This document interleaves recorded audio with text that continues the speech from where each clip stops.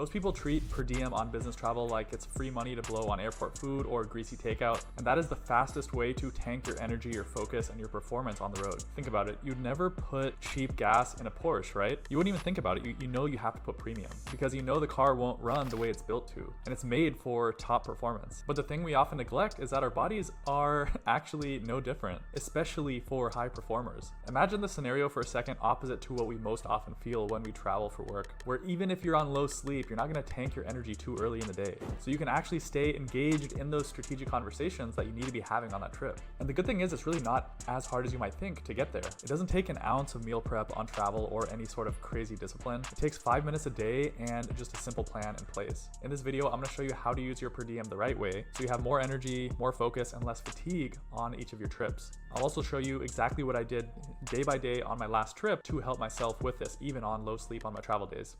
You know, we have to keep in mind when we actually go on these trips, what's the actual goal? We need to perform first and foremost. If it's your own company, your employees are relying on you to make these strategic decisions to help the company and to help the individual teams. If you're going on behalf of a company, then they're investing money in you to provide those strategic decisions and to be on point when you're actually on that trip. Now, the thing is, we all know we'll feel a level of fatigue, especially on those travel days, but how much we feel is largely dependent on how we actually spend our days. You know, I heard Brian Johnson say this quote recently, which I really liked. He was like, high achievers need to compete, and similar to athletes, we compete on our intellect. And it's so true, because when we're on these trips, we have to be able to perform. Now, here's what you actually want when you travel. You know, you want to be able to walk into the conference room, stay sharp and focused throughout the day, and come home feeling better, not worse, than when you left, or at least stay the same as when you left, not just feel completely tanked. You know, nutrition is a huge thing that's going to affect our performance, our energy, and our brain fog. And so that's why it's so important to plan accordingly, even when you're on low sleep on those travel days. But what usually happens is people come home bloated, exhausted, and telling yourselves that I'll fix it when I get home. And this actually negates the whole point, especially for us high achievers. And let me give you an example to really hit this home. Think about professional athletes, like NBA players, NFL players. Let's talk about Steph Curry. You think he's just gonna go, you know, I'm just gonna stick to my nutrition. I'm gonna stick to my recovery for just my home games. You know, I'm on vacation for my away games. No, absolutely not. Every game counts in the season. And if you neglect the time that you're away, then you're letting those precious days go just by having that mindset, right? The highest achievers take their habits with them anywhere they go.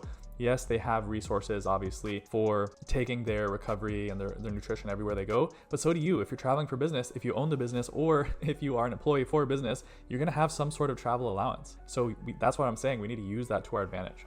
Now, this is the common mistake, okay? Most people think that per diem is just an excuse to blow the money on comfort food, which you can if you want, but then you're not doing yourself justice. And I'm not saying you can't enjoy your food in the process. You should still enjoy your food. And I'll walk through my exact trip day by day to illustrate this. Last week, I had a trip from Texas to New Jersey, and I flew out on Monday at 3 p.m. and I got back home at 10 a.m. on Thursday, okay? So it was a Monday to Thursday trip. Now, I knew I'd have a rental car on this trip, so I was gonna have flexibility. Okay, so on the travel day on Monday, what I did before the flight, you know, I got up early so that I could get a bunch of work done, and I got a workout in before my flight, and I knocked out a bunch of my food beforehand, specifically my protein. I front loaded that before the flight. Now for the flight itself, I had a pack of beef jerky, and I had this on the plane with pretzels, and also to fill my stomach even more, I had a seltzer water. Now, as soon as I landed, I got my car, and I had to drive an hour to where my hotel was, but as soon as I got to my hotel, actually before I even checked in, the first thing I did was go to Chick-fil-A. I picked up a high protein meal, which specifically was a 12-piece grilled nuggets, a small mac and cheese, and a grilled chicken sandwich. In total, I believe that was like 800 calories roughly, and 85 grams of protein.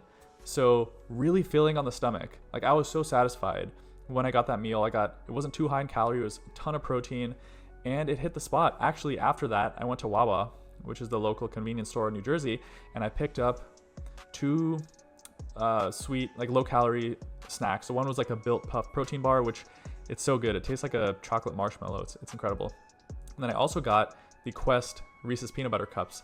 And those are both, you know, relatively low calorie, but they hit the cravings, and they have, you know, higher protein and less sugar than, you know, regular sweets. So in that sense, I landed, and the first thing I did, I was able to get my nutrition in, and I went to sleep a very happy man. Now, day 2, We had an 8 a.m. start for the workday, but that doesn't mean I'm going to wake up at 7:30 and roll into the office. No, absolutely not. You're going to wake up when you need to wake up to get done what you need. And for me, that meant I woke up at 5:15 the second day. Okay, so this was a Tuesday, and I got a bunch of work done in the morning. I put a towel down in the hotel and I did my 5 minutes of morning mobility. So I just loosened up a bit, especially after the flight, the hour drive. And then before I even went into the office, because I knew I had a car, I went to 𝗬𝗏 again. And this day I got a 𝗧𝗿𝗃𝗃𝗃 protein shake. I got 2 𝗧𝗿𝗃𝗃𝗃𝗃 protein bars, and I got a 32-ounce 𝗏𝗏𝗃𝗃𝗃𝗃. So I took that with me in my backpack to the office, and with the protein shake, I sipped that for like 2 hours. That was like 42 grams of protein knocked out. I put it in my coffee, so I got 2 shots of espresso, put the mocha in it. Put the protein shake in it and it became a mocha. And then I had the protein bars between my meals, okay?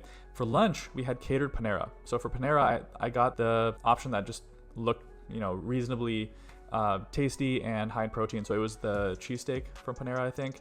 It was okay. But anyways, so I got that. And then instead of eating the cookie and the chips that came in the box, I literally didn't touch it. In fact, my coworkers were giving me flack for, not eating the cookie or whatever. But I just didn't want to, for one reason only.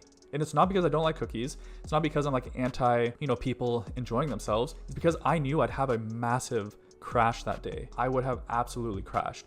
And I did not want that for myself. So I put the cookies and the chips away and I had my protein bar. And it was great. It was like a cashew chocolate flavor. It was delicious. So anyways, that is what we had for lunch. And then for team dinner, what I ended up doing was we went to this place called Tommy's Tavern, and I got a brisket sandwich. It was relatively large. After I got the actual sandwich, instead of getting the fries that it came with, because these portions were huge, like the sandwich was actually pretty big, I got a coleslaw.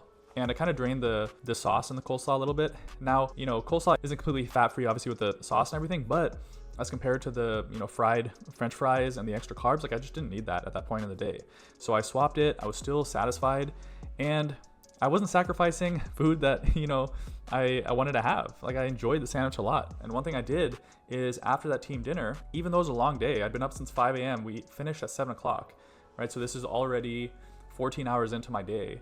I have a local gym membership at Lifetime Fitness, so I went to the local Lifetime in New Jersey, and I knocked out a workout. I stayed in plan, and it helped me sleep like a baby and put that food to use and stay on plan. And I just felt incredible. Now, that was day number 2, okay? Day number 3, same thing. I wake up, I go to the 𝗬𝗏 in the morning. So on this day, I actually woke up at 6 o'clock. The same thing, we had to be at the office at 8. I got up at 6, did my morning mobility, and then I went to 𝗬𝗏. But this day, I got something different, okay? So I got pre-cut pineapple because my nose was a little stuffy, and I was like, I want to make sure I have enough micronutrients and some vitamin C. So I got a large pre-cut pineapple.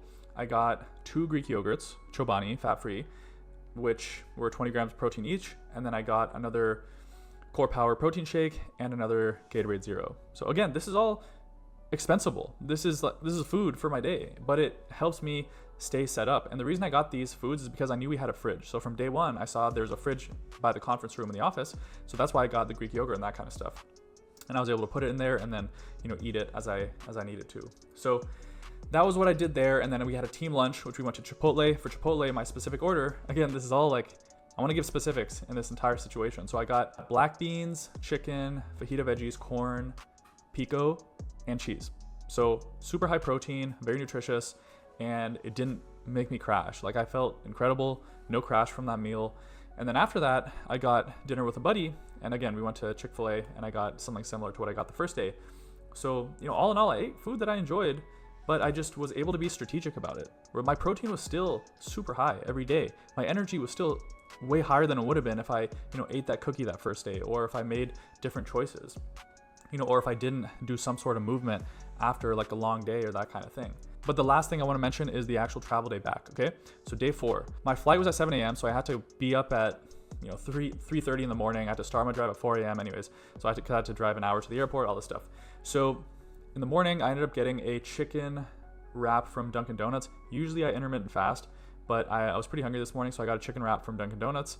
And then from there, as soon as I got home, I had a little bit of caffeine, and I knew if I didn't do some sort of movement early, I would be dead tired later in the day. So I got a 1-hour cardio session early in the day so that I could actually utilize that energy before I was just completely drained later in the day. And so I ended up doing that. It felt incredible. So I knocked out my 60 minutes of cardio, and then I immediately went to the grocery store. I got everything I needed because my fridge was completely empty. I had pretty much no protein sources other than just whey protein. So I got Greek yogurt, I got milk, I got lean ground beef, and a couple other things. But that way I was going to be stocked for, you know, the rest of the week and going into the weekend. So I know that was very comprehensive, but I want to actually show you tangibly what is it that, you know, I'm doing on these trips to stay on track. And now when I got home, I slept so well that first night back, and now I'm just back to my regular routine. Here's how you can actually implement the same game plan regardless of where you go, okay? So it comes down to 3 different steps, and it's gonna be the same framework that I used on the trip that I just described. And that is to, number 1, pre-plan. Always have a contingency plan in place, which means pack 1 to 2 protein snacks per day. And if you do that, you're already knocking out 20 to 40 grams of protein automatically. You don't even have to think about it. Okay, the more we plan, the more we can stay on track. And this takes 15 seconds. Go get some protein snacks, throw them in your suitcase. That adds no time to your day. Number 2 is every morning on the trip, make a run to either the gas station or the grocery store to get what you need for the day. And for refrigerated items, you know, either have them early in the day or find a fridge where you're going, depending on where you are, but obviously play to your circumstances. If it's not realistic in a, you know, maybe a customer setting or something like that to have food in their office's fridge or whatever, I get that. But play to your circumstances. There's plenty of things that you can get where you don't need a fridge, but if you have access to a fridge, then you have more variety of stuff to get. But make sure every morning you are set on what you need to get. Okay. And then number 3 is before the trip even happens or on the trip, just make sure there is a plan for when you get home. Even if you have back-to-back trips, let's say you're home and you have a day and then you're going again, still have a plan on that day to know the kind of things you're going to eat to get in your protein, to get in your nutrition, your micronutrients, so your immune system stays, you know, as sharp as it can. So those 3 things, pre-plan each morning on the trip, whether you have a car or you don't, make sure you have some sort of accommodation. And by the way, on that point, on number 2, if you don't have access to a car, which is normal on a lot of trips, then that's okay. You can either find one locally that you can walk to, and if you don't have access to that, that's exactly why we do step 1, which is pre-plan. So even if you have no access, you're already good. You have some sort of protein snacks that'll hold you over when you are hungry at the airport or when you are hungry on the flight or, you know, between or before the actual lunch gets catered, that kind of thing. And then you can actually make good decisions. If you don't have access to a car, you can make good decisions on the trip. And if they ask you, what do you want from this catered lunch? Choose something that's reasonable. Again, like the cookie example that I gave, choose something that's not going to completely just tank your energy. It's only going to help you perform. You're going to be, you know, the Steph Curry of the conference room, you know? So it sounds silly, but it really does make a big difference. So again, our per diem is our fuel budget, and we want to use it to buy foods that actually fuel us. Protein, fruits, you know, veggies when we can, clean carbs, hydration, you know, nothing crazy, just stuff that keeps your brain sharp and your energy steady. You know, the point is to have mindfulness and to remind ourselves that the purpose of these trips is to perform intellectually and strategically. You know, 5 minutes each day and you're covered for everything you're gonna need to stay on track. So if you find yourself in a slump, you know, just know you're not alone. It helps to have the right people in your corner. I work one-on-one with business travelers across industries, but if you want to join a private community of high performers just like you with everything laid out in one place, you know, training, nutrition, habits, to build momentum, even in 20 to 30 minutes a day on the road, you can click the link in the description. And either way, I hope you got some value out of this, and I'll see you in the next video.